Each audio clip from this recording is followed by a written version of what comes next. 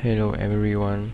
Today, Biker Justice Analyst bring you a story full of humanity and compassion. Enjoy listening. Blonde woman pays for a Hell's Angels gas. The next day, dozens of bikers show up at her door. The late afternoon sun cast long shadows across the gas station's worn concrete as Samantha Cole pulled her blue sedan up to pump number 4. The familiar scent of gasoline and the quiet hum of the convenience store's fluorescent lights created a peaceful atmosphere that matched her relatively calm day. She stepped out of her car, her blonde hair catching the golden sunlight. The day had been filled with ordinary tasks, ordering fresh flowers for the shop, arranging deliveries, and now running errands. Yet beneath the surface of her well-ordered life, a familiar emptiness gnawed at her heart. Samantha inserted her credit card into the pump and watched the numbers tick upward. Her flower shop was doing well, and from the outside, everything looked perfect. But returning to an empty house each evening had begun to wear on her. The quiet moments like these, performing mundane tasks alone, only amplified her loneliness. Before you continue listening, please let me know where in the world are you watching from today. Now, back to the story. The rumble of a motorcycle drew her attention as it pulled into the station. A massive machine, gleaming chrome and polished black, rolled up to the pump across from her. Its rider was even more imposing, a mountain of a man with a thick beard and arms covered in intricate tattoos.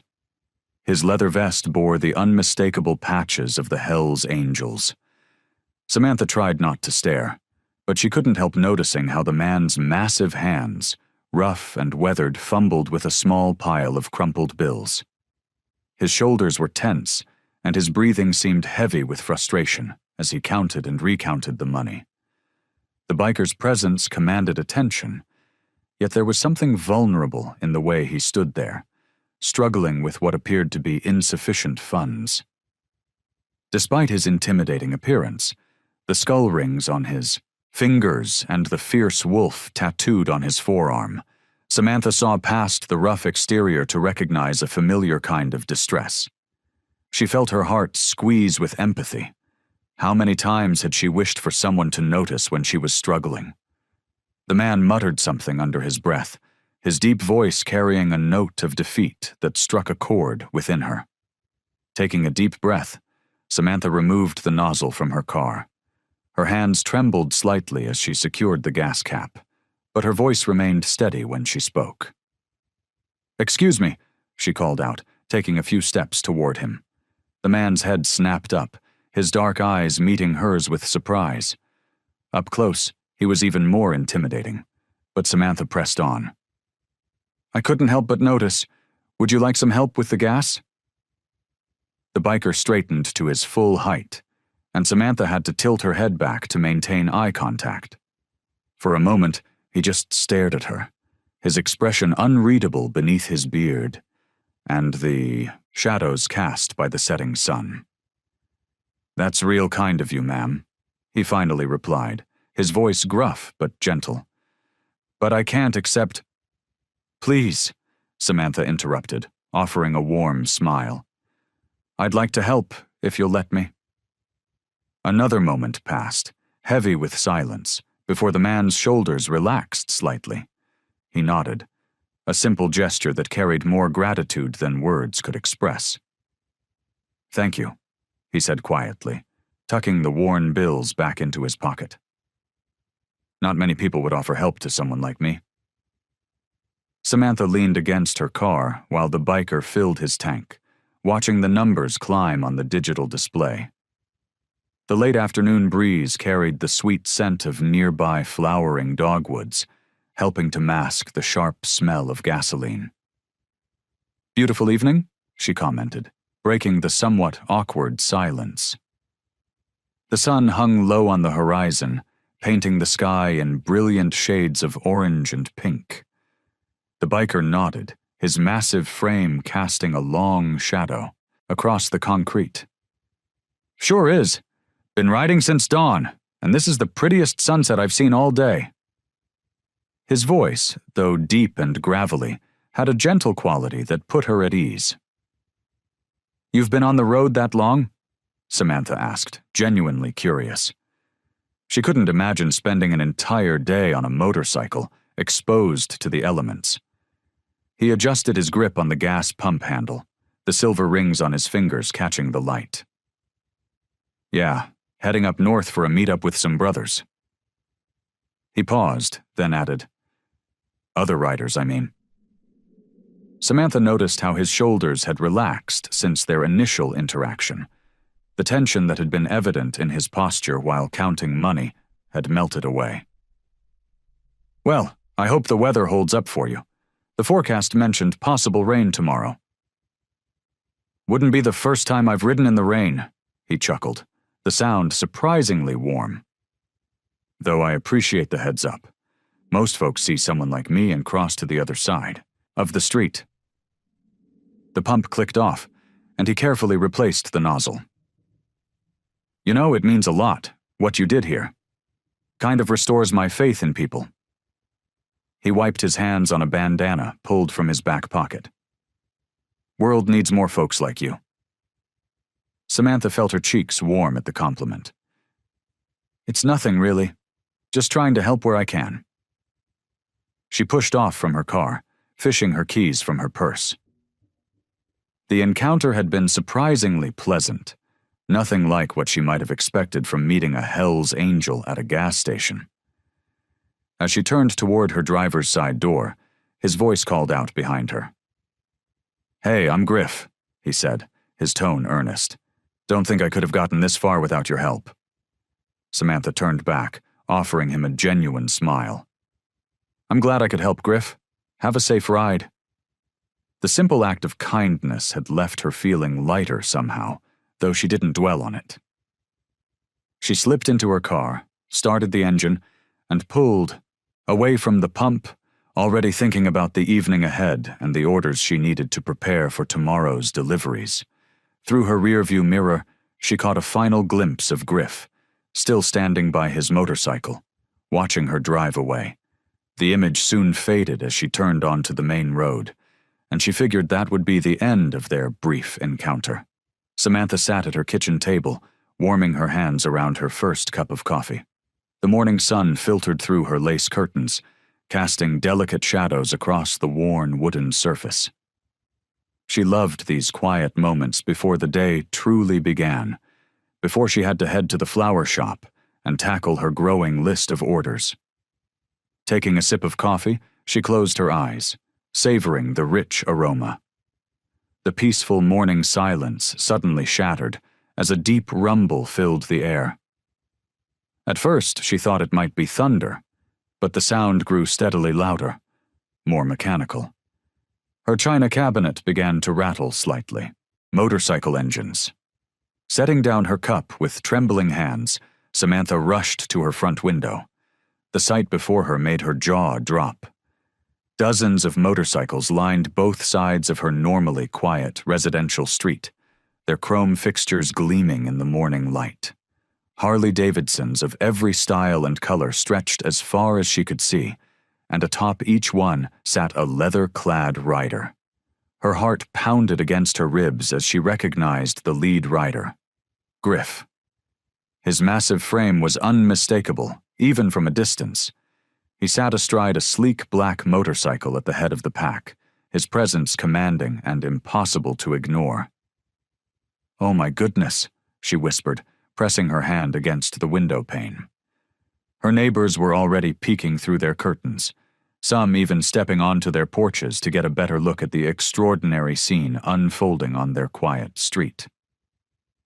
The engines cut off one by one, leaving an eerie silence in their wake. Samantha's legs felt wobbly as she made her way to her front door. She hesitated for a moment, her hand hovering over the doorknob. Taking a deep breath, she opened it and stepped onto her small porch. The morning air was crisp, carrying the scent of leather and motor oil. Dozens of faces turned toward her, weathered faces, scarred faces, bearded faces, all watching her with unexpected warmth in their eyes. Many of the bikers wore patches identifying them as members of the Hells Angels, their leather vests decorated with various badges and insignias. Griff dismounted his bike with surprising grace for such a large man. In his massive hands, he held a gorgeous bouquet of wildflowers, not the kind you'd find in a typical flower shop, but the sort that grew freely along country roads. The colorful blooms looked almost comically delicate in his grip. Her front yard, usually empty save for her carefully tended garden, now hosted what looked like the entire local chapter of the Hells Angels. The morning sun caught on their bikes' chrome fixtures, sending sparkles of light dancing across her lawn. Griff approached her porch, his boots crunching on the gravel path. A smile spread across his face, partially hidden by his beard, but evident in the crinkles around his eyes.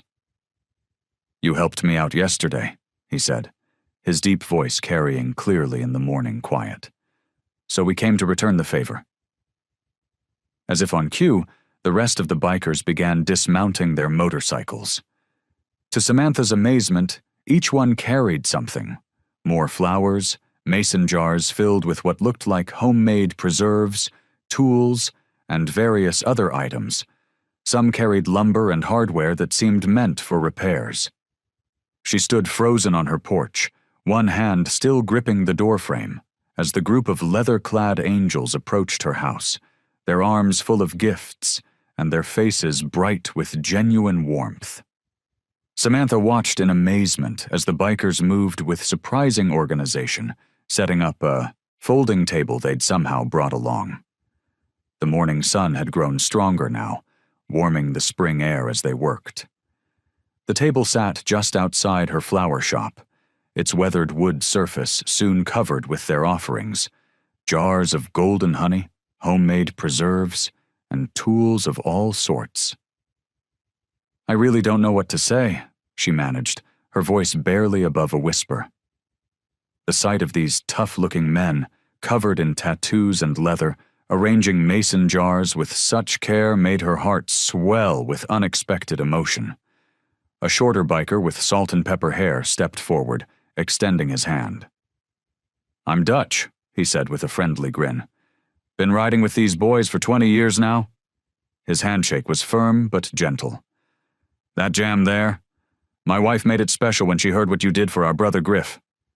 One by one, they introduced themselves: Bear, Tank, Whiskey, Hawk, their road names matching their appearances in ways that made Samantha smile, despite her nervousness. Each had a story to share, and she found herself drawn into their world, so different from her own quiet life among the flowers. "You should have seen Griff when he first showed up," Tank said, his massive arms crossed over his chest. He was easily as tall as Griff, but carried himself with a gentler demeanor. "Kid was rough around the edges, weren't you, brother?" Griff nodded, leaning against the table. "Was heading down a bad road before I found these guys," he admitted, his deep voice carrying a note of reflection. "Started running with the wrong crowd when I was just 15. Thought I knew everything. You know how it is." He paused, looking at the ground. "These men showed me what real brotherhood means." The other bikers nodded in agreement, and Samantha noticed how they unconsciously moved closer to Griff as he spoke, like a family drawing together to support one of their own. The gesture touched something deep inside her, reminding her of the loneliness she'd been carrying for so long. "Would you all like to come in for some coffee?" she heard herself asking, surprising herself with the invitation. "I make a pretty mean brew, and I've got some fresh muffins I baked yesterday." The bikers exchanged glances, and Griff's face broke into a warm smile. "We'd be honored, ma'am," he said, and the others murmured in agreement. Soon, Samantha's small shop was filled with the unlikely sight of leather-clad bikers perched carefully on her delicate cafe chairs, holding floral-patterned mugs with surprising gentleness. The morning sun streamed through the windows, catching the various flowers on display and filling the space with warm, colored light. "See, the thing about brotherhood," Griff said, cradling his coffee mug in his large hands. It's more than just riding together or wearing the same patches. It's about having each other's backs, no matter what. He looked around at his fellow bikers, who nodded in agreement. Loyalty. That's everything to us. When someone shows kindness to one of us, they show kindness to all of us.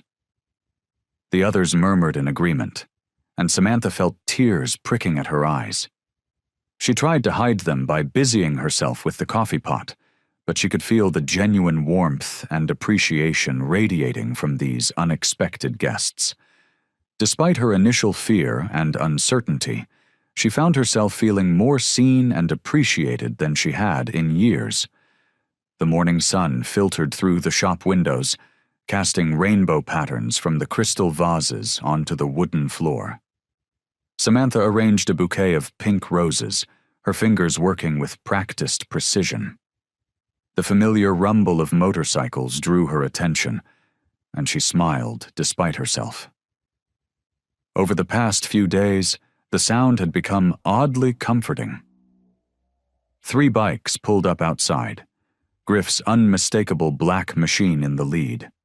He ducked through the doorway, his massive frame somehow managing to avoid disturbing any of the delicate arrangements. Behind him, Tank and Dutch carried their toolboxes. "That leak in your roof ain't gonna fix itself," Tank announced, heading straight for the back room where water had been dripping during yesterday's rain. Samantha watched them work throughout the day. Tank and Dutch tackled the roof with efficiency, while Griff stayed below, helping her move heavy boxes and reaching the highest shelves she'd never been able to access. The shop slowly transformed. Broken fixtures mended, loose floorboards secured, even the stubborn front door that always stuck was fixed. As the afternoon wore on, more bikers dropped by.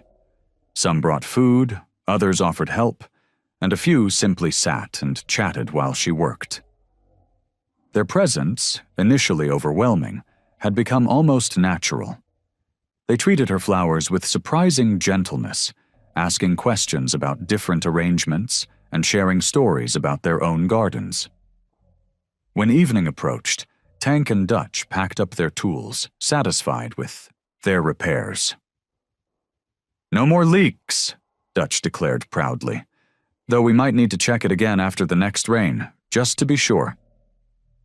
As the sun set, Griff remained behind, helping Samantha with a particularly challenging wedding arrangement. His large hands looked out of place among the delicate white orchids, but he followed her instructions carefully, holding stems in place while she worked.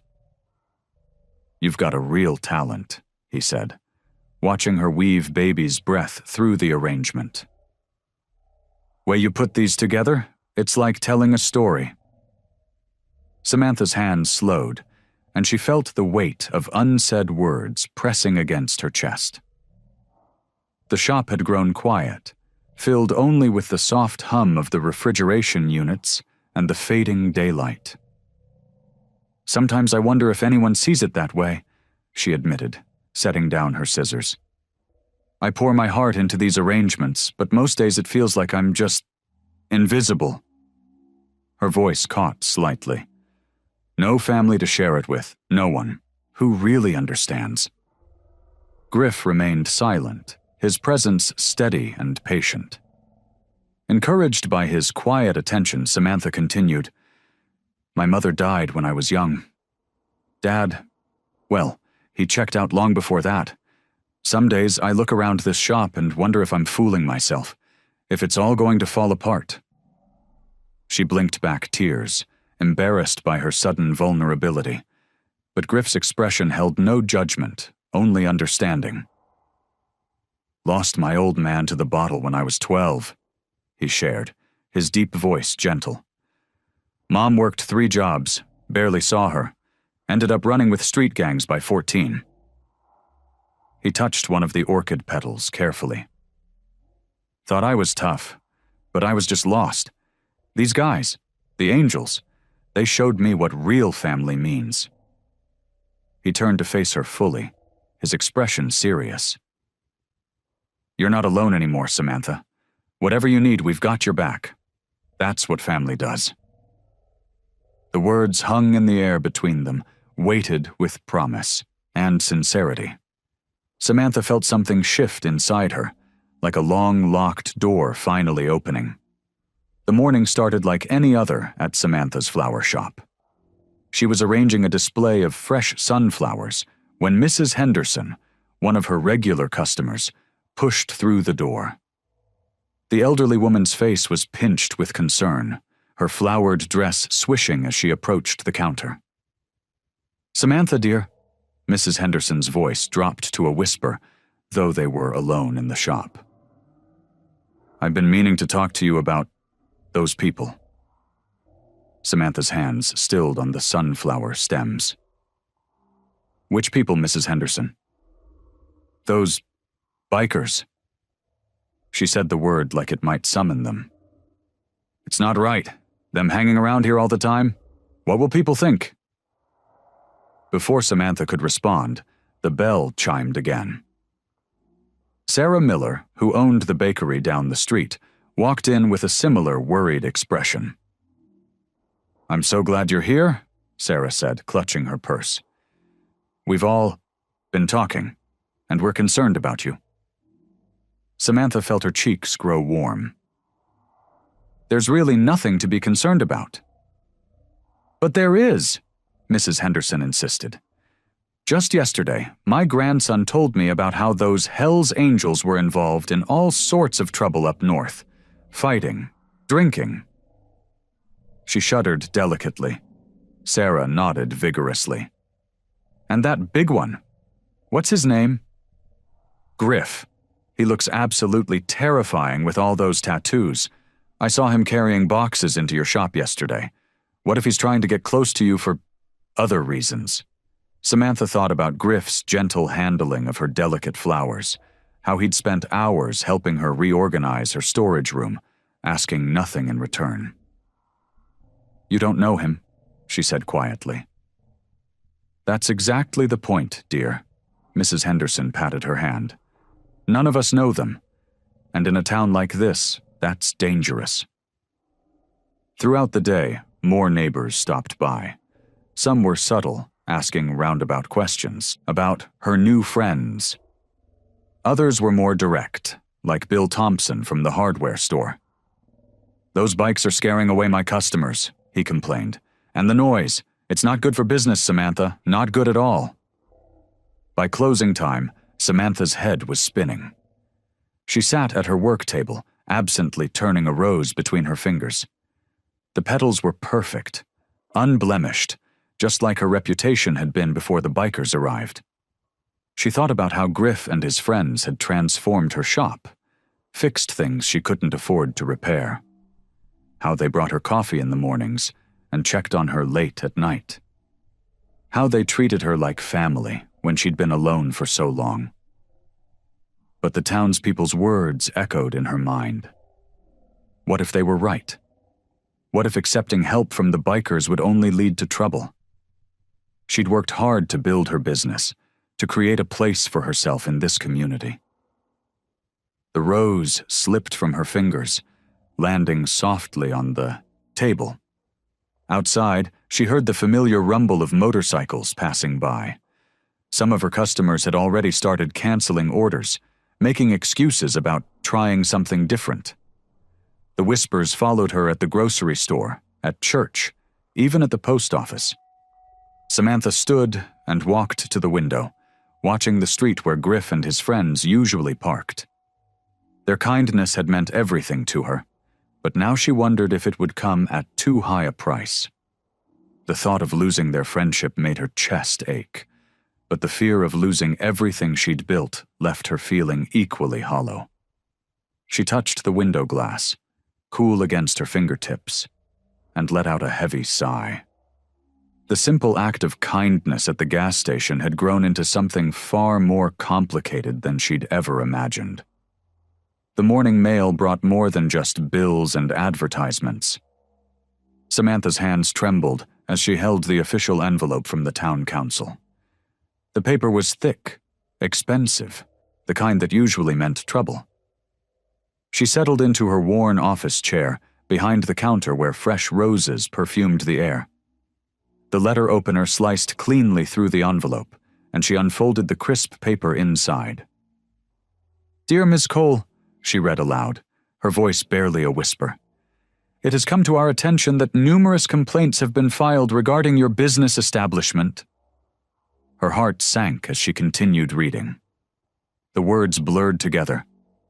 Concerning associations, community standards, public safety concerns, and finally, the punch to the gut. Potential review of your operating license. Samantha set the letter down on her desk, her fingers pressing against her temples.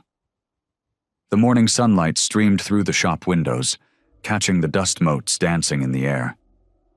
Everything looked the same, yet somehow different, threatening. The bell above the door chimed, and she quickly stuffed the letter into her desk drawer. Mrs. Peterson walked in, nose held high, and promptly walked out again when she saw Samantha. The silent judgment stung worse than any words could have. Hours crawled by.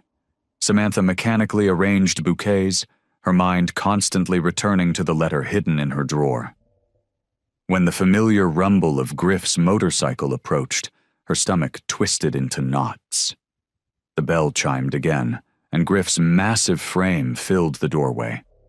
He was carrying a paper bag that smelled of fresh pastries, their morning ritual for the past few weeks. "Morning, sunshine," he said, his deep voice gentle despite his intimidating appearance. "Brought your favorite, those cinnamon things you like."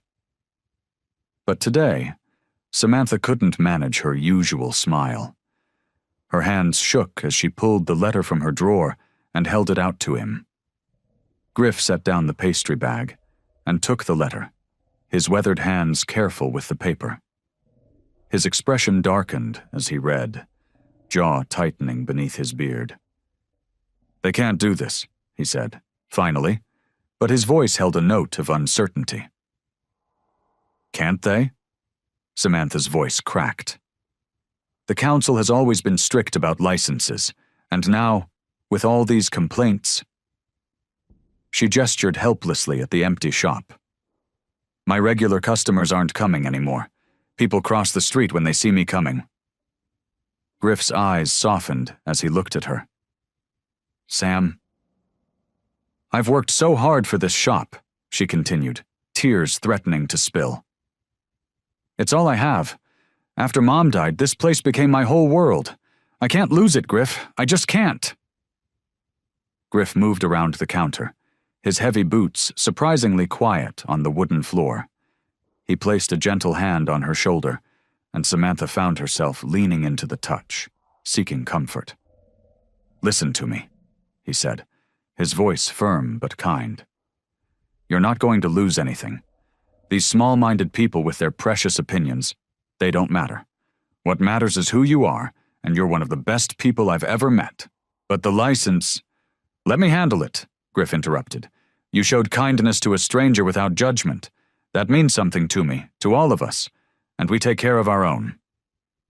Samantha looked up at him, seeing the determination in his eyes. "Trust me," he said, squeezing her shoulder. "My loyalty isn't just words. We're going to fix this, together."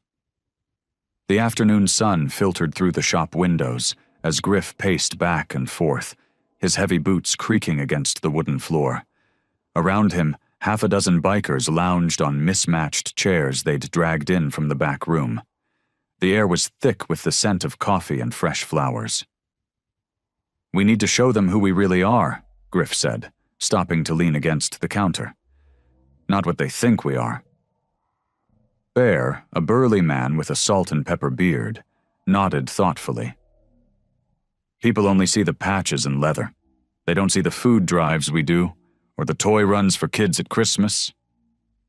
Samantha sat behind her work desk, absently turning a pink carnation between her fingers. The morning's letter still weighed heavily on her mind, but seeing these men, these supposed troublemakers, gathered in her shop to help her sparked something warm in her chest. What if... Griff's eyes lit up. What if we organize a charity event, right here in town? Show everyone what we're really about. Tank, the youngest of the group, perked up. Like that benefit we did last year for the children's hospital?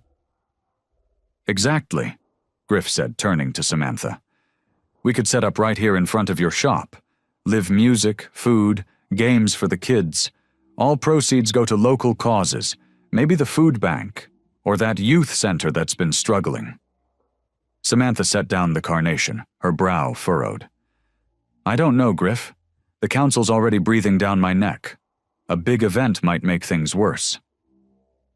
Or it could change their minds, said Marie, one of the few female bikers. She had been quietly arranging flowers, with Samantha all morning. Sometimes people just need to see things with their own eyes to understand. The others murmured in agreement. Samantha looked around at their earnest faces, these people who had become her unexpected friends. They weren't the hardened criminals the town believed them to be. They were people who understood loyalty and community better than most.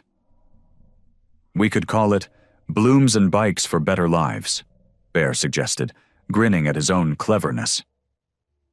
Despite her anxiety, Samantha couldn't help but smile. That's actually not bad. Think about it, Sam, Griff said softly. Your flowers, our bikes, good music, good food. Show them we can all work together to help others. That's got to count for something. Samantha stood up and walked to her calendar on the wall. The summer festival is in 3 weeks. Everyone will be out and about then anyway. Perfect timing, Griff said. We can set up right here on Main Street. The guys know musicians who will play for free, and I bet we could get some food trucks involved. I could do special arrangements, Samantha said, warming to the idea. Maybe teach some simple flower arranging workshops for the kids. The energy in the room shifted as everyone began throwing out ideas. Marie suggested face painting, while Tank offered to organize a motorcycle safety demonstration. Bear started making lists of local businesses they could approach for support. So, Griff said, looking at Samantha with hopeful eyes. What do you say? Are you in? Samantha looked around her shop, at the flowers that had always been her sanctuary, at these unlikely friends who had brought new life to her world. Maybe this was exactly what they all needed. Yes, she said firmly. Let's do it. The room erupted in cheers. Griff pulled out his phone to start making calls, while Bear and Tank headed out to spread the word among their other chapters. Marie stayed behind to help Samantha sketch out ideas for flower arrangements. That would complement the event. For the first time since receiving the council's letter, Samantha felt truly hopeful. She began jotting down notes about which flowers would be in season, already visualizing how she could transform her little corner of Main Street into something magical. The week leading up to the event buzzed with activity. Samantha watched in amazement as her usually quiet parking lot transformed into a hub of organized chaos. Bikers moved with purpose, setting up tables and marking spaces for vendor stalls with bright chalk lines on the asphalt. "Watch your step there," called Marie, carrying a bundle of extension cords. Her leather vest was covered in a fine layer of dust from the morning's work. "Tank's running power lines for the stage lights." Samantha nodded, carefully stepping over the orange cables. She'd learned more about the bikers in the past few days than she had in all the weeks before. Marie, she discovered, was a former nurse who still volunteered at free clinics. Tank had graduated from engineering school before finding his calling with the Angels. Each of them had a story that challenged everything she thought she knew about bikers. "Need any help with those?" Samantha asked, pointing to Marie's load. "Nah, I got it. But could you check on Bear? He's been muttering about the food truck layout for an hour." Bear stood near the street, scratching his beard as he studied a hand-drawn map. Despite his intimidating size, he'd shown himself to be meticulous in his planning. "The BBQ truck needs more space," he explained when Samantha approached, and the ice cream guy wants shade for his generator. We could move them under the oak tree, Samantha suggested, pointing to the massive tree at the corner of her lot. That would solve both problems. Smart thinking, Flower Girl, Bear grinned, using the nickname that had stuck after their first meeting. Throughout the morning, more bikers arrived. Some brought donated items for the raffle. Others helped with construction. Samantha found herself drawn into conversations, learning bits and pieces of their lives. One member, nicknamed Poet, turned out to be a retired English teacher. Another, Doc, still maintained his dental practice while riding with the club. Inside her shop, Samantha worked on special arrangements for the event. She'd decided on bright, cheerful bouquets that would catch the eye without being overwhelming. The bell above the door chimed, and Griff walked in, wiping sweat from his forehead. "Stage is almost done," he announced, settling onto a stool near her work table. "The guys from the Phoenix chapter are bringing the sound equipment tomorrow." Samantha's hand stilled over the roses she was trimming. "That's a long ride just to help with our little event." "That's what family does," Griff said simply. "Besides, they're excited. It's not every day we get to show people who we really are." A knot formed in Samantha's stomach as she thought about the upcoming event. Everything seemed to be falling into place, maybe too perfectly. She'd learned the hard way that things rarely went as planned. "What if something goes wrong?" she asked quietly, voicing the fear that had been growing alongside her excitement. "What if the council tries to shut us down, or nobody shows up, or—" "Hey," Griff interrupted gently. He reached across the table and took her hand, his calloused fingers warm against her skin. "Look outside." Through the window, Samantha could see the parking lot bustling with activity. Marie was teaching Tank how to hang streamers. Bear had somehow convinced Poet to help him move tables. Everyone worked together with an easy familiarity that spoke of years of trust and friendship. "See all that?" Griff asked. "That's not just for show. That's real people coming together to do something good. The town's gonna see that too." "You really think so?" "I know so." Griff squeezed her hand before letting go. "This event's going to work because it's coming from the right place, from people helping people. That's something even the council can't argue with." Samantha nodded, feeling some of her anxiety ease. She returned to her flowers, but now she worked with renewed purpose, determined to make everything perfect for the big day. The morning sun painted the sky in brilliant shades of orange and pink as Samantha stood in front of her flower shop, taking in the transformed parking lot. Colorful banners fluttered in the gentle breeze, and the aroma of coffee and fresh pastries wafted from the food trucks lined up along the perimeter. "We did it," she whispered to herself, watching as the first guests began trickling in. Griff appeared beside her, wearing a clean black t-shirt that showed off his tattoos. "Looks good, doesn't it?" He gestured toward the makeshift stage where a local band was setting up their equipment. Marie rushed past them, carrying a box of raffle tickets. "People are already asking about the prizes," she called out excitedly. "I think we're going to sell out before noon." As the morning progressed, the crowd grew steadily. Families with children explored the vendor stalls.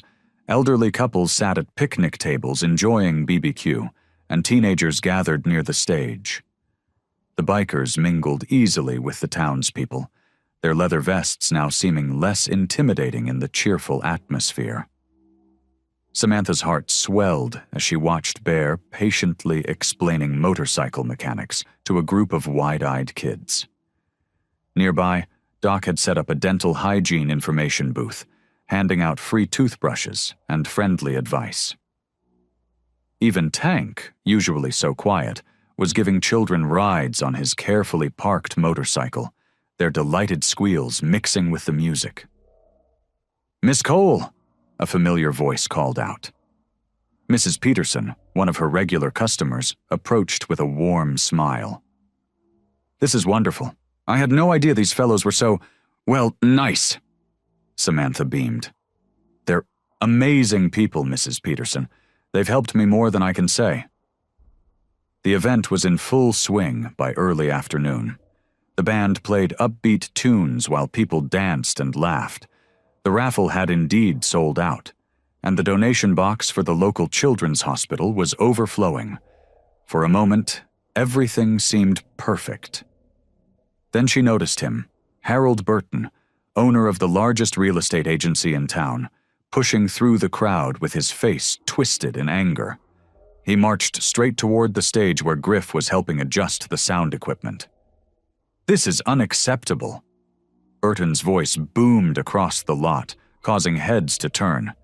"These criminals have no business being in our town." The music scratched to a halt. Samantha's stomach dropped as she hurried toward the confrontation. "Sir," Griff said calmly, stepping down from the stage, "this is a charity event. We're raising money for the children's hospital." "Don't give me that nonsense." Burton's face had turned red. "I know what you people are really about. You're nothing but trouble. I've already called the police." A murmur rippled through the crowd. Parents pulled their children closer, and some people began edging toward their cars. The peaceful atmosphere evaporated as Burton continued his tirade. "You're destroying property values, bringing drugs and violence to our streets." He jabbed a finger at Griff's chest. "And you," he turned to Samantha, "you're just as bad harboring these thugs." Samantha felt her face flush with anger and embarrassment. The sound of approaching sirens cut through the tension, growing louder by the second. 2 police cars pulled into the lot, their lights flashing. The crowd parted as Officer Thompson and his partner stepped out of their vehicles, hands resting on their belts as they surveyed the scene. Officer Thompson approached the group, his face grim but professional. "We've received multiple complaints about noise and unauthorized gathering," he announced, glancing between Burton, Griff, and Samantha. "I'm afraid we'll have to shut this down." "But we have all the permits," Samantha protested, her voice trembling as she fumbled through her folder. "Everything's in order. Look." "The permits aren't the issue," Burton cut in smugly. "These people are a public menace. They're disturbing the peace." Samantha looked around desperately. Families who had been enjoying themselves moments ago were now hurrying to their cars. The band members awkwardly unplugged their instruments, creating a cacophony of feedback that made everyone wince. The cheerful atmosphere had evaporated, replaced by tension and whispers. "Listen," Griff said calmly to Officer Thompson. "We're not looking for trouble. We're raising money for the children's hospital." Officer Thompson shook his head. "I understand, but with the complaints and the potential for escalation."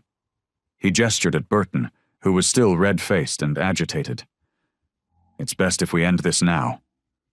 The bikers began dismantling the setup with quiet efficiency. Tables were folded, chairs stacked, and decorations carefully taken down.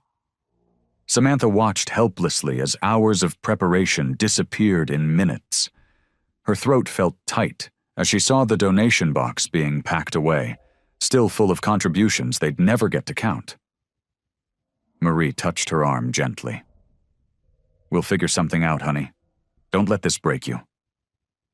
But Samantha could barely respond. She stood rooted to the spot, watching as the parking lot emptied. The food truck vendors apologetically packed up their unsold goods. The band loaded their equipment into their van. Even the children who had been playing and laughing earlier were gone, their parents hurrying them away as if the bikers might suddenly turn dangerous. Through her blur of tears, she could see people watching from behind curtained windows of nearby shops. Some had their phones out, probably recording everything. Tomorrow, this would be all over the local, social media, another nail in the coffin of her reputation. Bear approached her, his massive frame casting a shadow. "We're sorry, Samantha. We never meant to cause you trouble." His voice was soft, contrasting with his intimidating appearance. "It's not your fault," she managed to say, but her voice cracked. Most of the bikers had mounted their motorcycles now, the rumble of engines filling the air. A few nodded respectfully to her as they pulled away, their chrome glinting in the afternoon sun. The sight of them leaving made her heart sink even further. Only Griff remained, engaged in an intense discussion with Officer Thompson and Burton near the police cars. She couldn't hear what they were saying over the sound of departing vehicles, but Griff's stance was steady, his hands open and calm despite Burton's animated gesturing. Samantha wrapped her arms around herself, feeling smaller with each passing moment. The weight of judgment from the town, the failure of their well-intentioned event, and the uncertainty of what would happen next pressed down on her like a physical burden. But watching Griff stand his ground, refusing to be intimidated or provoked, gave her a tiny spark of hope to cling to. Even as everything fell apart around her, his loyalty remained unshaken. She remained at the edge of her now empty parking lot, watching as Griff continued to advocate for their cause, knowing that without his steadfast support, she would have crumbled completely under the weight of this defeat. The sun was setting when Samantha finally walked into her empty flower shop. The cheerful bell above the door seemed to mock her as she slumped into a chair behind the counter. Her hand still trembled as she tried to sort through the mess of paperwork from the failed event. The rumble of a single motorcycle drew closer, then cut off.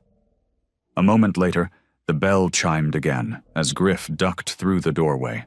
His jaw was clenched tight, and his eyes burned with barely contained anger. "This isn't right," he growled, pacing the small space between displays. "Burton's had it out for us from the start. Did you see how he showed up right when things were going well?" Samantha nodded weakly, brushing away tears she hadn't realized were falling. "Maybe everyone was right.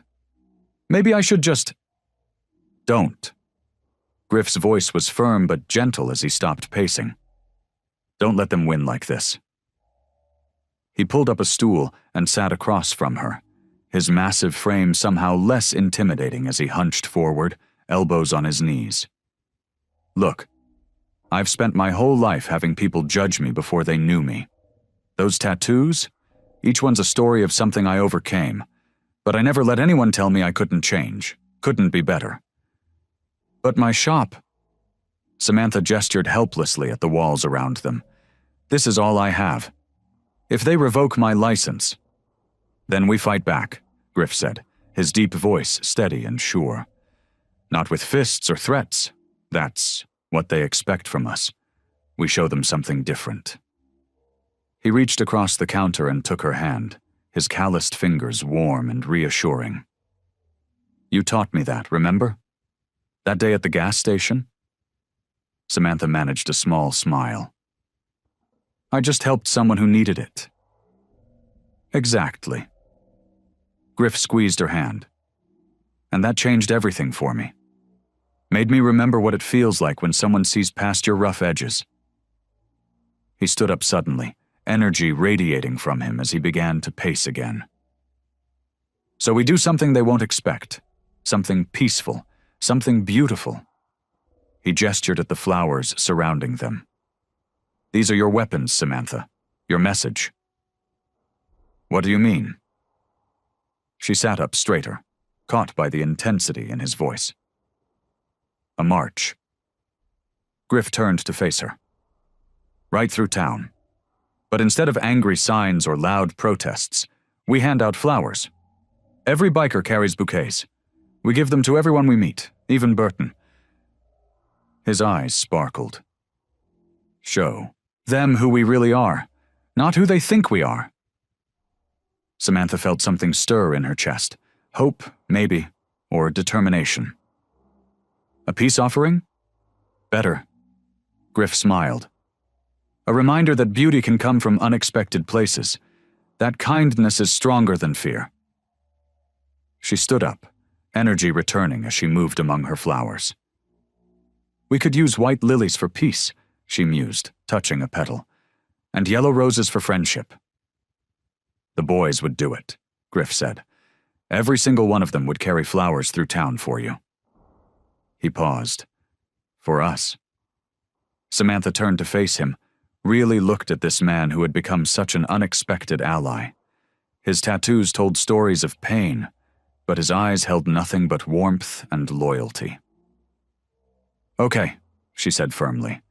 Let's do it. Let's show them what real strength looks like. Griff's smile widened.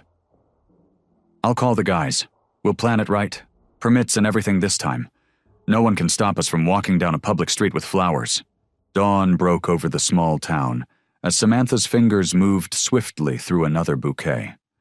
Her shop was filled with the sweet scent of fresh flowers, and around her, leather-clad bikers carefully arranged stems and petals under her guidance. Careful with those lilies, Tommy, she called out to a tattooed man who was wrestling with a particularly stubborn stem. They bruise easily. Never thought I'd be doing flower arranging at 6 a.m, Tommy grumbled good-naturedly, but his thick fingers moved more gently. Griff stood by the door, coordinating with other bikers as they arrived. Each one entered looking uncertain, but left holding bouquets with surprising care. The morning light caught their chrome belt buckles and jacket zippers, sending little sparkles dancing across the shop walls. That's the last of the permits, Griff announced, waving a stack of papers. Everything's legal and clear. Police know we're coming, and they can't stop us. Samantha nodded, tying off another bouquet with a white ribbon. Her hands were stained green from hours of work, but she couldn't stop smiling. I still can't believe how many of you showed up to help. Told you we take care of our own, Griff replied, his voice gruff but warm. By 8 o'clock, the street outside was lined with motorcycles, each one loaded with flowers. White lilies for peace, yellow roses for friendship, and sprigs of baby's breath adding softness to each arrangement. The morning sun caught the dew still clinging to the petals, making them sparkle. Remember, Griff addressed the gathered bikers, his voice carrying clearly in the morning air. We're here to change minds, not start fights. Someone says something nasty, you smile and offer them flowers anyway. The bikers nodded, their usual tough expressions softened by the bouquets they held. Some had even tucked single blooms into their jacket buttonholes or behind their ears, creating in striking contrast with their leather and denim. As they began their march down Main Street, Samantha walked beside Griff at the front. Her heart pounded with each step, but she held her head high.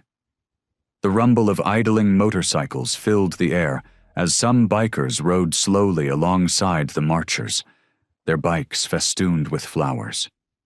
People began emerging from shops and houses, drawn by the unusual sight. A mother pulled her children back as they passed, but one little girl waved excitedly. A biker immediately stepped forward, offering her a small bouquet. The mother's tense expression wavered as her daughter clutched the flowers with delight. More townspeople appeared in windows and doorways. Some scowled, others just stared. An elderly man on his porch refused a bouquet with a sharp shake of his head, but then the lady next door accepted one with a hesitant smile, and something in the air seemed to shift. Samantha caught glimpses of Burton, the businessman who had shut down their charity event, watching from his store window. His face was unreadable as the flower-bearing procession passed by. One of the bikers left a bouquet on his doorstep anyway. They continued their peaceful march through the streets, leaving a trail of flowers and surprised faces in their wake. Some recipients stood awkwardly holding their bouquets, as if unsure what to make of this gesture from people they'd always viewed with suspicion. Others quickly carried their flowers inside, but Samantha noticed several being placed in windows, bright spots of color against the glass. The spring morning grew warmer as they walked, and Samantha felt sweat trickle down her back. She glanced at the faces around them, some hostile, some curious, some beginning to soften, and wondered if their message was getting through. The flowers in her arms seemed both a shield and an offering, and she wasn't sure which she needed more. Samantha's heart skipped a beat when she saw Burton, the businessman, striding toward them with several other townspeople. His face was set in stern lines, and behind him followed Mrs. Peterson from the bakery and Mr. Thompson from the hardware store. They formed a small crowd that blocked the sidewalk ahead. Griff's hand found her shoulder, steady and reassuring. "Stay calm," he murmured. The bikers around them tensed but kept holding their flowers, waiting. Burton stopped a few feet away, his arms crossed. "What exactly do you think you're doing here?" His voice carried across the morning air, making several passers-by stop to watch. "Sharing some beauty with our neighbors," Samantha replied, proud that her voice didn't shake. She held out a bouquet of white lilies. "Would you like some flowers, Mr. Burton?" He ignored the offering. "This is another publicity stunt, isn't it? Just like that charity event you tried to pull?" "No stunts." Griff stepped forward, his massive frame somehow less intimidating with a bunch of roses in his hands. "Just trying to show you who we really are." Mrs. Peterson, who had been watching silently, moved closer to examine the flowers. "These are beautiful," she said softly, reaching out to touch a petal. "Did you grow these yourself, Samantha?" "Some of them," Samantha nodded. "The roses are from my garden." To everyone's surprise, Mrs. Peterson accepted a bouquet from one of the bikers. "You know," she said, looking at the flowers, "my late husband used to ride. Not with your group, but he loved his motorcycle. Said it made him feel free." The tension in the air began to crack. Mr. Thompson shuffled forward, his curiosity evident. "That's a nice Harley you've got there," he said to one of the bikers. "What year is it?" "'89 Softail," the biker replied, breaking into a smile. "Rebuilt her myself." "No kidding?"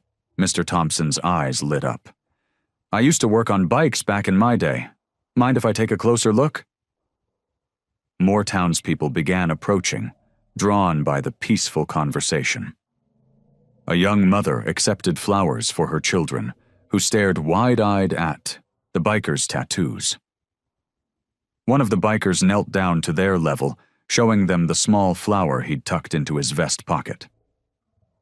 I may have been too quick to judge," Mrs. Peterson admitted, looking between Samantha and Griff.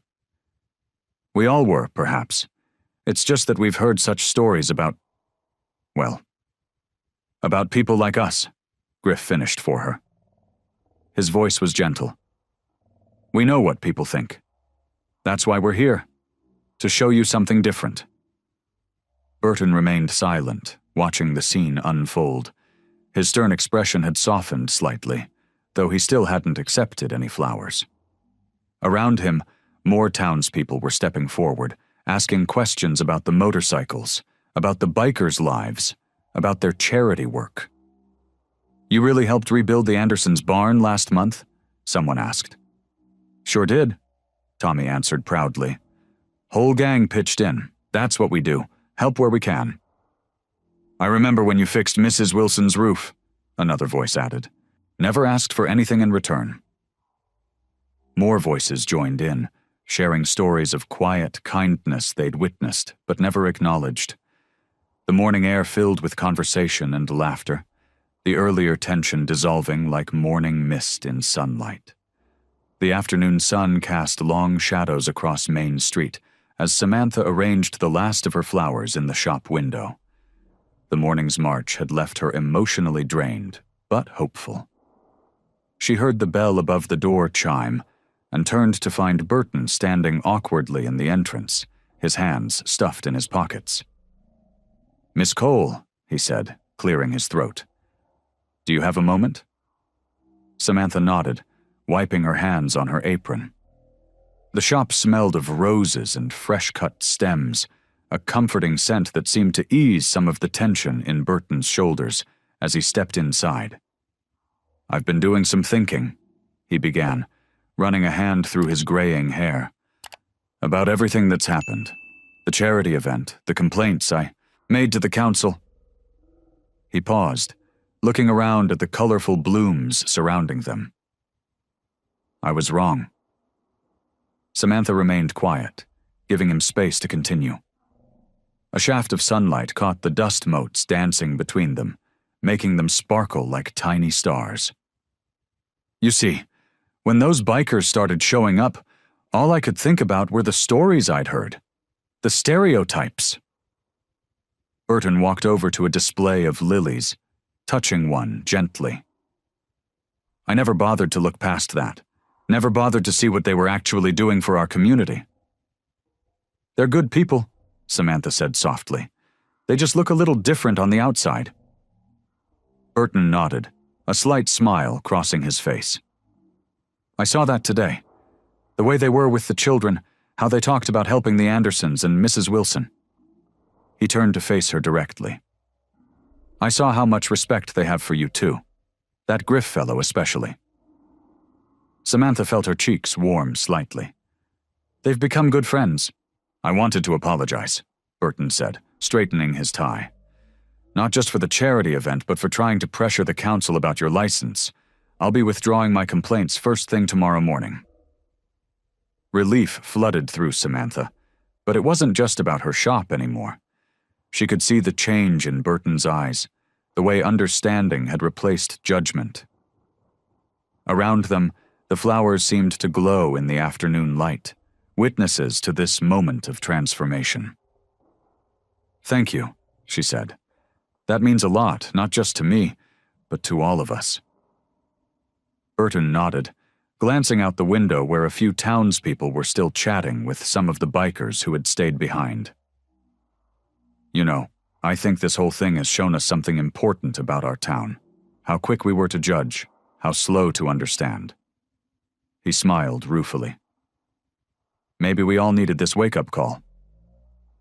Samantha watched as Mrs. Peterson outside showed one of the bikers a photo from her wallet, probably of her late husband on his motorcycle.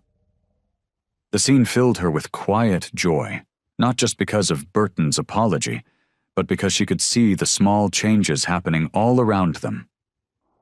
"I appreciate you coming by," she said to Burton. "It takes courage to admit when we're wrong." "Well," he replied, heading toward the door, "sometimes the best thing we can do is acknowledge our mistakes and try to make them right." He paused with his hand on the doorknob. "You've got good friends there, Miss Cole. I'm sorry I couldn't see that sooner." The bell above Samantha's shop door chimed more frequently these days. Morning light streamed through the front windows, catching the mist from her spray bottle as she tended to a display of fresh lilies. Mrs. Thompson, who had once crossed the street to avoid the bikers, now lingered by the counter, sharing stories about her garden. "Those daisies you suggested are doing wonderfully," Mrs. Thompson said, admiring a new arrangement. "And you know, I saw one of your biker friends helping old Mr. Rogers fix his fence yesterday.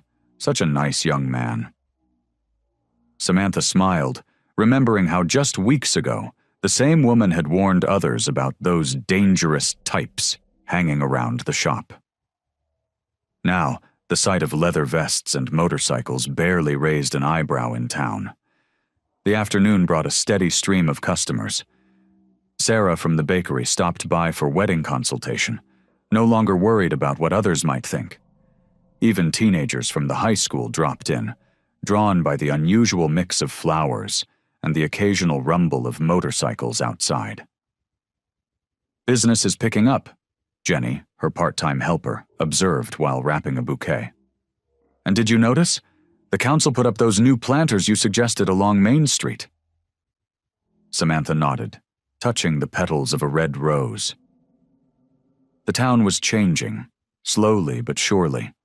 Where there had been whispers and closed doors, now there were waves and open conversations. The bikers had become a familiar sight, helping with everything from heavy lifting to minor repairs around town. As evening approached, the shop quieted. Samantha was arranging the last delivery when she heard the distinctive rumble of Griff's motorcycle. He parked outside, his imposing figure silhouetted against the setting sun. "Thought you might want some company," he said, entering with 2 cups of coffee from the diner. His beard couldn't hide his smile as he handed her one. They sat together on the wooden bench by the window, surrounded by the day's remaining flowers. The street outside had taken on a peaceful quality, painted in soft oranges and purples by the sunset. "Remember when people used to scatter when they saw me coming?" Griff chuckled, his deep voice gentle in the quiet shop. Samantha smiled, warming her hands on the coffee cup. "Now they wave you down for help with their gardens." "Never thought I'd be known as the guy who knows about roses," he said, shaking his head. "The guys give me grief about it, but I see them sneaking peeks at your gardening books when they think no one's looking." The light caught the tattoos on his arms, symbols of a harder life that now seemed less threatening to the townspeople who had gotten to know him. Samantha watched as he carefully moved a delicate orchid that had been too close to the edge of its shelf. "You've changed things here," she said softly. "All of you have." Griff turned to her, his eyes serious. "You changed things first. 1 tank of gas, remember?" They sat in comfortable silence, watching the last rays of sun paint the shop in golden light.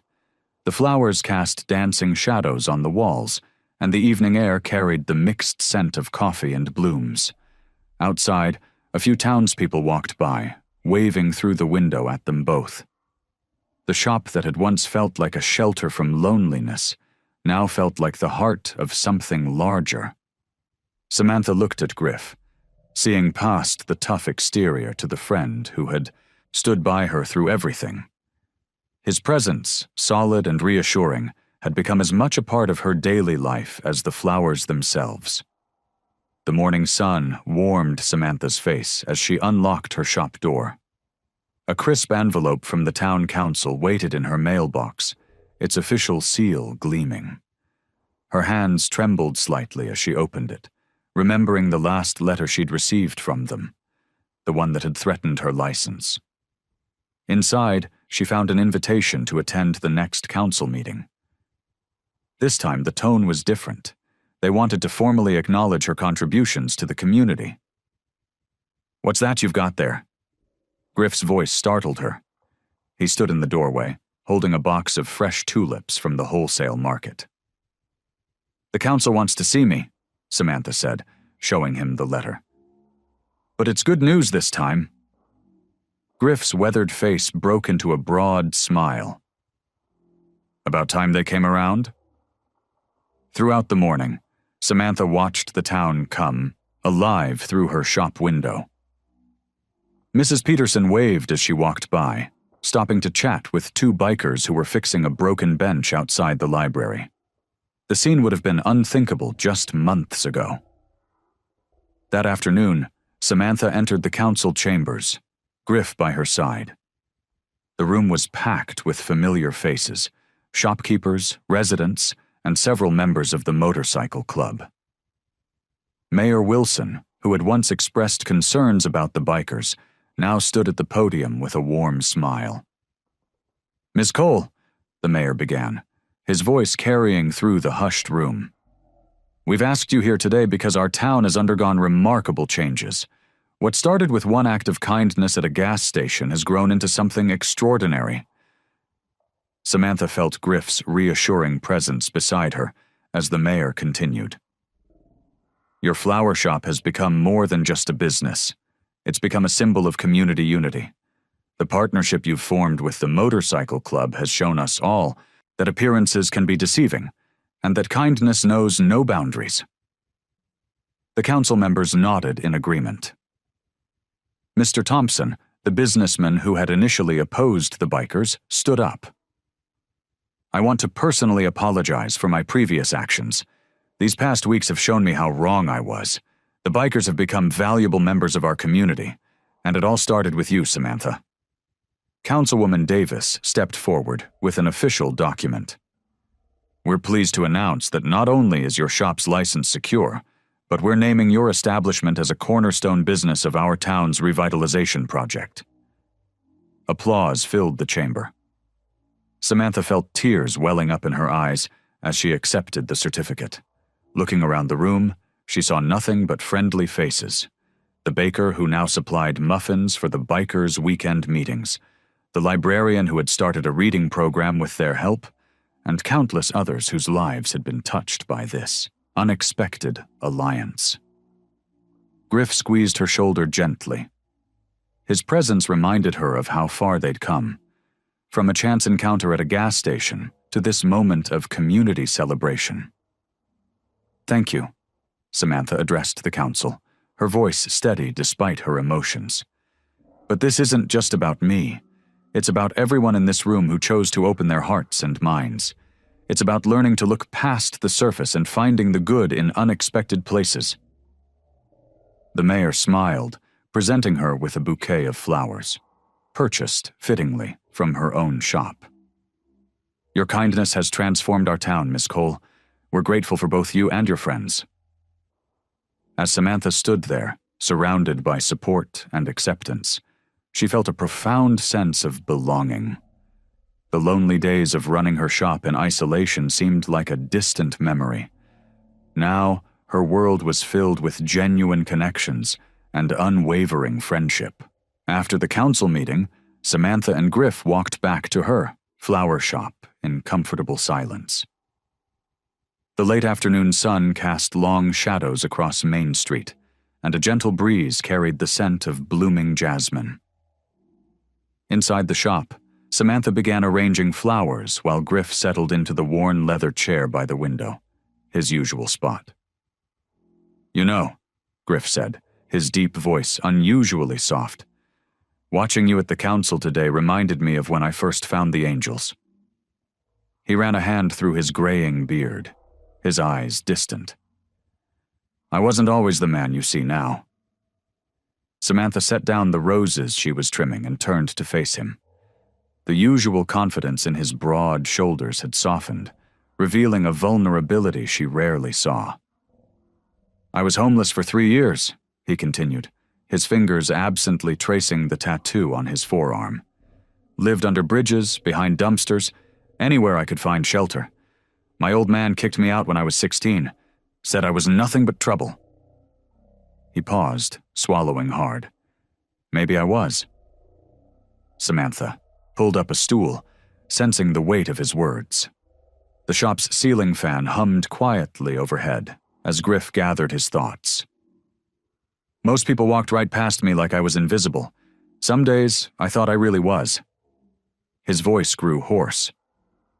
"Then one night, this group of bikers stopped at the gas station where I was panhandling.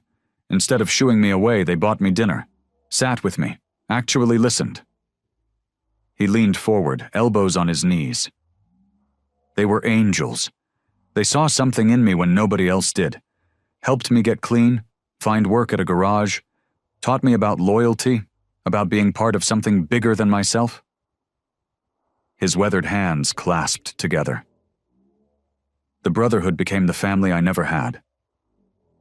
"It wasn't easy at first," he continued.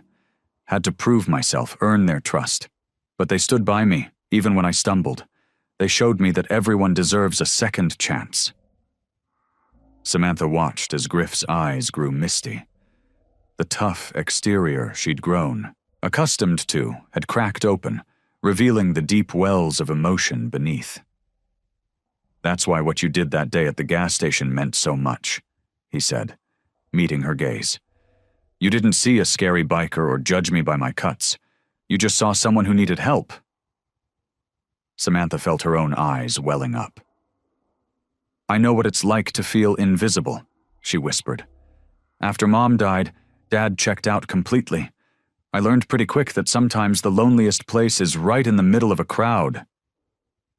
Griff nodded, understanding flowing between them. "We're both fighters, aren't we? Had to scratch and claw for everything we've got." "Yeah," Samantha agreed softly. "I guess we have." The setting sun painted the shop in warm amber light as they sat together, Two souls who had found their way through darkness to build something meaningful. Without words, they recognized in each other the same resilient spirit, the same determination to create beauty from pain.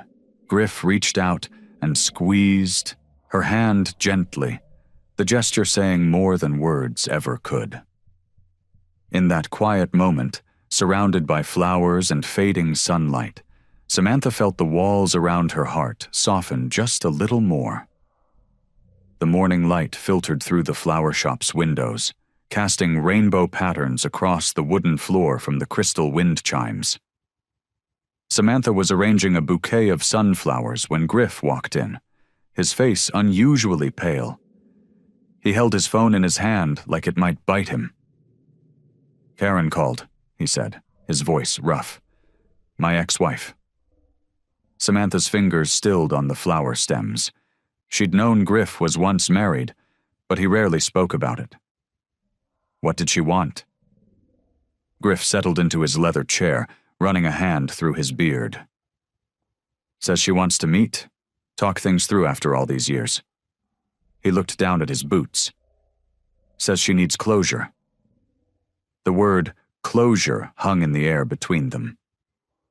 Samantha moved to the counter, wiping her hands on her apron. "Are you going? To see her?" "Think I have to." He looked up at her, his eyes troubled. "Some ghosts don't rest until you face them." Samantha nodded, trying to ignore the knot forming in her stomach. She knew nothing about Karen except that their marriage had ended badly, long before Griff joined the Angels. "When?" "Tomorrow afternoon. She's passing through town." He studied Samantha's face. "You're awful quiet." She forced a smile, but her hands twisted the apron strings. I don't know how to feel about it." The admission came out softer than she intended. "I mean, she was your wife." Griff stood up and crossed to her, his large frame casting a shadow over the counter. "Sam, that was a lifetime ago. I was a different person then. We both were." "I know." She busied herself organizing the ribbon spools. "It's just, what if she wants to get back together?" Griff's laugh was gentle. "That ship sailed so long ago it's probably reached China by now." Despite herself, Samantha smiled, but uncertainty still gnawed at her. "Will you tell me about her someday?" "If you want." He reached across the counter and took her hand, his calloused fingers warm against hers. "But right now she's just someone I need to make peace with. Nothing more." Samantha squeezed his hand, trying to convey understanding she wasn't sure she felt. "I'll be here when you get back." "I know you will." He smiled, but she could see the tension in his shoulders. "That's one of the things I love most about you." The next day crawled by like molasses. Samantha threw herself into work, creating arrangements with fierce concentration.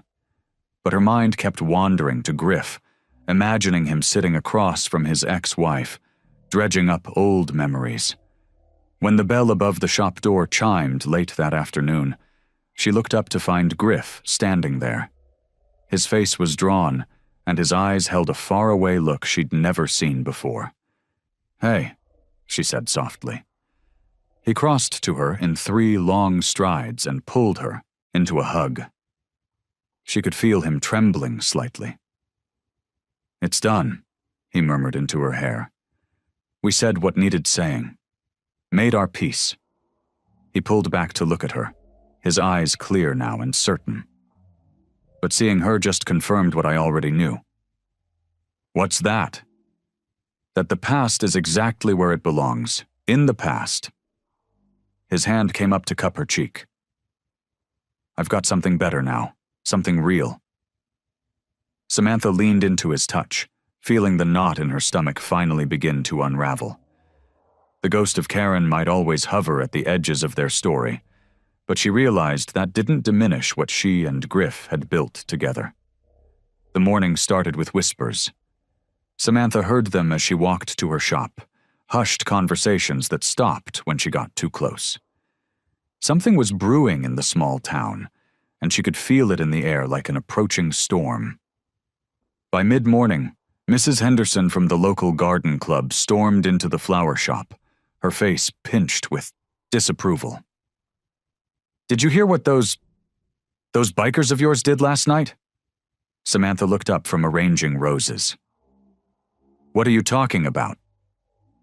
"The park!" Mrs. Henderson's voice rose an octave. "It's a complete mess. Beer bottles everywhere, trash scattered all over, and everyone knows it was them." Samantha's heart sank. She knew the bikers hadn't done anything. They'd been helping her with inventory until late last night. But before she could defend them, more accusations followed. Throughout the day, people trickled in, each with a new complaint. The park was just the beginning. Someone claimed they'd seen bikers threatening kids at the playground. Another swore they were dealing drugs behind the library. None of it was true, but the stories spread like wildfire. Griff arrived just as Samantha was closing up, his face grim. "Heard about the rumors," he said, leaning against the counter. "Some folks are trying real hard to run us out of town." "But why now?"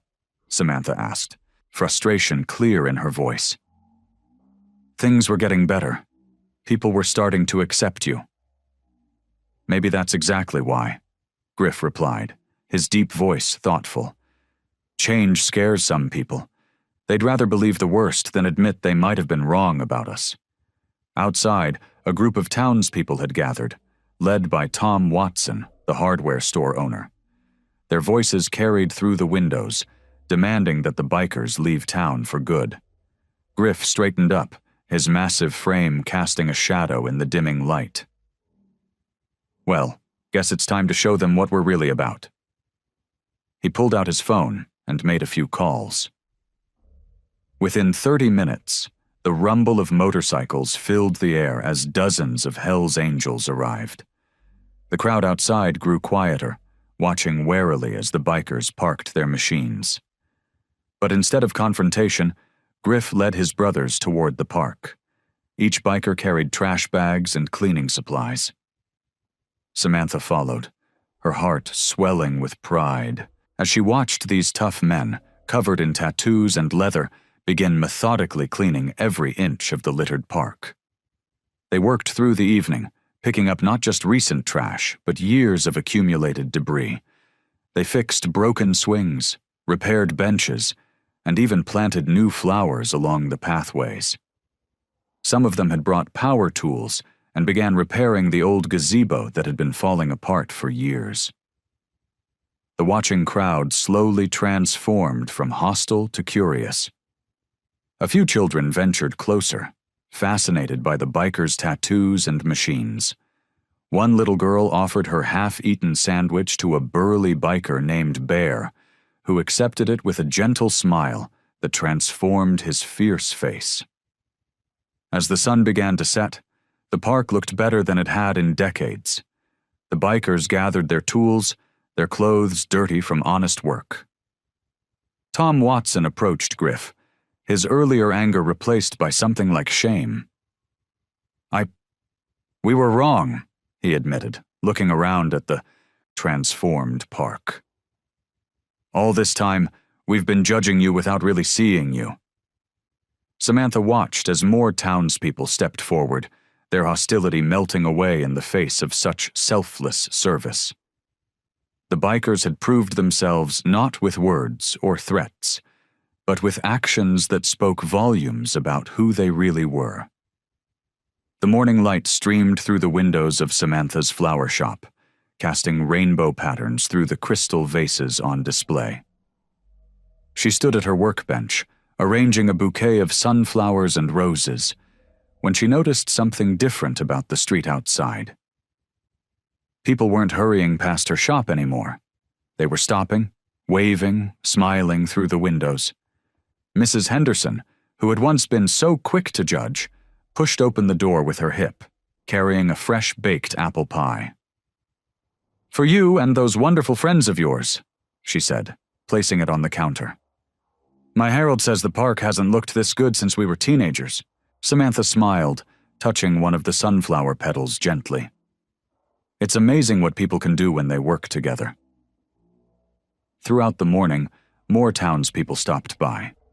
Tom Watson from the hardware store brought her a new set of garden tools. For the shop? He said gruffly, but his eyes were kind. Figured you might need these, what with all the new business coming your way. He was right. Business had nearly doubled since the park cleanup. But it wasn't just about the flowers anymore. Her shop had become a gathering place, where bikers in leather jackets chatted with elderly ladies about rose cultivation, and where children stopped by after school to hear Bear's increasingly elaborate stories about his adventures on the road. Around noon, Griff walked in, ducking his head slightly under the doorframe as always. He carried a newspaper which he laid on the counter with a grin. You seen this yet? Samantha picked it up, her eyes widening at the headline. Local florist and biker gang transform town's heart. The article praised the unexpected partnership that had brought the community together, complete with photos of the park cleanup and quotes from townspeople about how their prejudices had been challenged and changed. I never thought, Samantha began, her voice catching.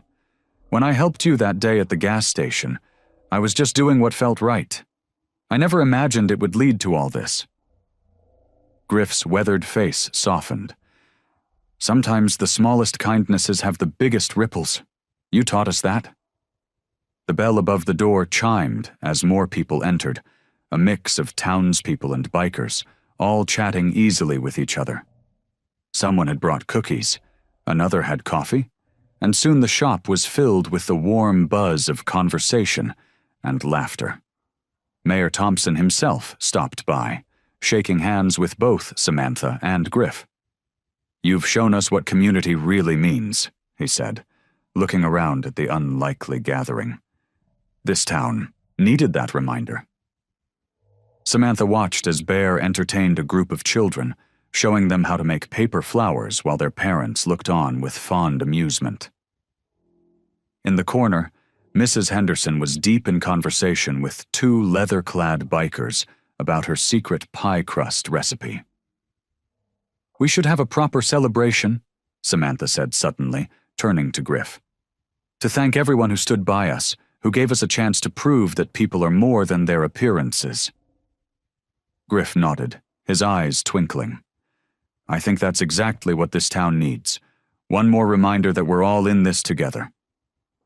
As they began planning the celebration, Samantha looked around her shop, at the flowers, at the people, at the way sunlight caught the crystal vases and scattered rainbows across everyone's faces.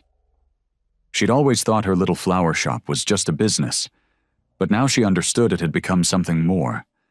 A symbol of how beauty could grow in the most unexpected places, and how hearts could change when given the chance. Samantha sat at her desk, going through the day's orders.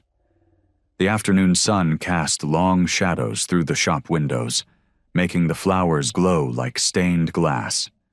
A steady stream of customers had kept her busy all day, but now, in the quiet moments before closing, she could finally catch her breath. She picked up a small card that had been left on her counter earlier. It was from little Tommy, the hardware store owner's son, thanking her for teaching him about different flowers. His crayon drawing showed stick figures of bikers surrounded by colorful blooms. She pinned it to her bulletin board, already crowded with similar notes and photos from townspeople. The bell above the door chimed, and Mrs. Henderson walked in with her knitting group, the same women who, months ago, had crossed the street to avoid the bikers. Now they settled into the comfortable chairs Samantha had set up in the corner, pulling out their needles and yarn. "Hope you don't mind us setting up camp here again, dear," Mrs. Henderson called out. "The light's so much better than at the community center." "You're always welcome," Samantha replied, meaning it with all her heart. As she worked on a wedding arrangement, She could hear them chatting about Bear's motorcycle maintenance workshop, scheduled for the weekend. The image made her smile. Proper Mrs. Henderson, learning about spark plugs from a tattooed biker named Bear. The door chimed again, and Griff walked in, carrying a box of tools he'd borrowed. His presence filled the shop, but not in the intimidating way it once had. Now it felt like comfort, like coming home. "Ladies," he nodded to the knitting group, who waved back cheerfully. "Just in time," Samantha said. "I was about to close up." She watched as he carefully put away the tools, noting how at ease he seemed in her space. The shop had become a second home to many of the bikers, and somehow that felt exactly right. "Hard to believe how different things are now," she said softly, more to herself than to Griff. He looked up, understanding in his eyes. "You did that, you know. Took a chance on us when nobody else would." "We did it together," she corrected him, watching as the last rays of sunlight painted the sky in shades of pink and gold. The knitting group packed up their things, saying their goodbyes. Mrs. Henderson paused at the door. "Don't forget about the community picnic next weekend," she reminded them. "The whole town's coming." After they left, Samantha and Griff stepped outside onto the small patio she'd created behind the shop.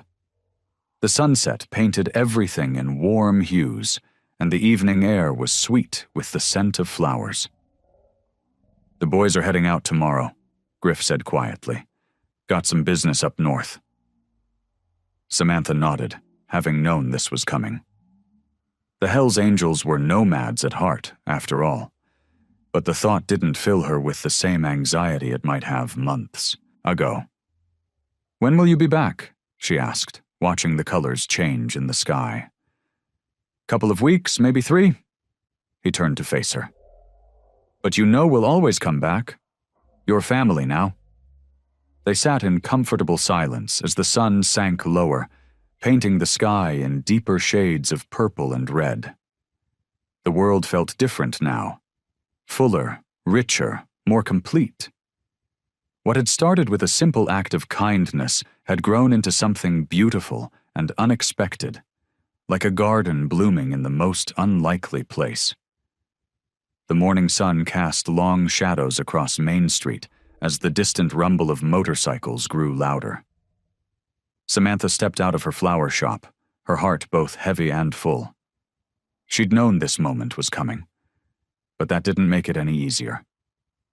The familiar formation of Hell's Angels rounded the corner, led by Griff on his gleaming black motorcycle. The thundering procession came to a stop in front of her shop, the engines quieting one by one until only the gentle idle of Griff's bike remained. Mrs. Henderson and several other townspeople emerged from nearby shops, gathering on the sidewalk. Some held flowers from Samantha's shop, while others carried small packages, parting gifts for the men who had become such an unexpected but vital part of their community. Griff dismounted first, removing his helmet. His weathered face broke into a warm smile as he approached Samantha. The other bikers followed suit, creating a semicircle around them. "Brought you something," Griff said, reaching into his saddlebag. He pulled out a leather vest, similar to the ones worn by the club members, but uniquely decorated with intricate flower designs burned into the leather. "Bear did the artwork himself. Thought you should have a piece of us to keep." Samantha ran her fingers over the detailed work, her vision blurring with tears. "It's beautiful," she whispered, clutching the vest to her chest. One by one, the bikers came forward to say their goodbyes. Bear, the gentle giant who had taught the local kids about motorcycle maintenance, gave her a bear hug that lifted her off her feet. Razor, who had helped her reorganize her entire inventory system, pressed a small wooden box into her hands. Inside was a collection of rare flower seeds he'd gathered during their travels. Tommy, the hardware store owner's son, broke away from his father and ran up to the bikers, holding drawings he'd made for each of them. The tough men's faces softened as they accepted their portraits, carefully tucking them into their jackets. "You changed this town," Samantha said, looking at each of them in turn. "You showed everyone that kindness can come from unexpected places. I don't know how to thank you for everything you've done." Griff shook his head. "You're the one who changed things, Samantha. That day at the gas station, you saw past what everyone else sees. You gave us a chance when nobody else would." Mrs. Henderson stepped forward, her eyes misty. "You boys come back and visit us, you hear? My knitting circle won't be the same without our motorcycle maintenance discussions." The laughter that followed was warm and genuine, bridging the gap between two worlds that had once seemed so far apart. As the bikers mounted their motorcycles, Griff lingered for a moment. "We'll be back," he promised, his voice gruff with emotion. "You've got a whole brotherhood looking out for you now." The engines roared to life in unison, the sound echoing off the buildings of Main Street. Samantha stood in her doorway, the leather vest still pressed against her heart, watching as they formed their familiar formation. Griff gave one final nod, and then they were moving, a parade of chrome and leather gleaming in the morning sun. She watched until they disappeared around the corner, the rumble of their engines fading into the distance. The small crowd of townspeople gradually dispersed, leaving Samantha alone in her doorway. But she didn't feel lonely. The warmth in her heart told her that some goodbyes weren't really endings at all. The autumn breeze rustled through the new flower boxes outside Samantha's shop, carrying the sweet scent of late-blooming roses. 6 months had passed since the bikers rode away, but their impact remained everywhere she looked. The leather vest hung proudly near her workstation, its flower designs catching the morning light. Mrs. Henderson waved through the window as she passed by, carrying her signature apple pie to the weekly community dinner, and tradition that had started during those transformative days with the bikers. The town had kept many of the positive changes alive, proving that sometimes it took just one spark to light a lasting flame. Samantha moved between the displays, adjusting arrangements with practiced care. Her business had nearly doubled since last spring. The shop window now featured a small sign that read, "All welcome here," something that would have seemed risky before, but now felt natural and right. The bell above the door chimed as Tommy, the hardware store owner's son, bounded in. "Miss Samantha, Dad says to give you these." He placed a stack of letters on the counter, each bearing different postmarks from across the country. "Thank you, Tommy," she smiled, recognizing the familiar handwriting. The bikers wrote regularly, sharing stories from the road and updates about their lives. Bear had started teaching art classes to troubled youth in Nevada. Razor had opened a small motorcycle repair shop in Arizona, offering free services to those who couldn't afford repairs. As she arranged a spectacular bouquet of sunflowers and dahlias, Samantha thought about how different her life was now. The loneliness that had once seemed permanent had given way to a sense of belonging she'd never known before. Her flower shop had become more than just a business. It was a gathering place where people from all walks of life felt welcome. The local business association had elected her as their vice president last month. The same people who had once threatened to revoke her license now sought her advice on community matters. She'd used her position to start a mentorship program, pairing experienced business owners with struggling newcomers, just as Griff and his brothers had done for her. Griff's latest letter sat open on her desk, filled with his characteristic, straightforward wisdom. "Sometimes the smallest act of kindness," he'd written, "can start a chain reaction that changes everything." She thought back to that day at the gas station, how such a simple gesture had transformed not just her life, but an entire community. The afternoon sun streamed through the shop windows, casting rainbow patterns through the crystal vases on display. Samantha added the final touch to her arrangement, a single white rose in the center of the sunflowers. Each flower seemed to tell its own story of beauty and resilience, much like the unexpected friendship between a lonely florist and a group of bikers who had proved that judgments often hide the truest hearts. Working with the flowers, Samantha felt a deep sense of peace. Her hands moved deliberately, each stem finding its perfect place in the arrangement. The shop hummed with the quiet energy of regular customers coming and going, exchanging warm greetings and sharing stories of their days. The lessons she'd learned about kindness, loyalty, and redemption had become part of who she was now. They showed in every bouquet she created, every smile she shared, every moment she chose to see past appearances to the heart beneath. As she adjusted the last bloom in the arrangement, Samantha glanced out at the street where it had all begun and smiled, knowing that kindness truly does change the world. I hope you like this story. Please share what's your favorite part of the story and where in the world you are watching from. Have a wonderful day.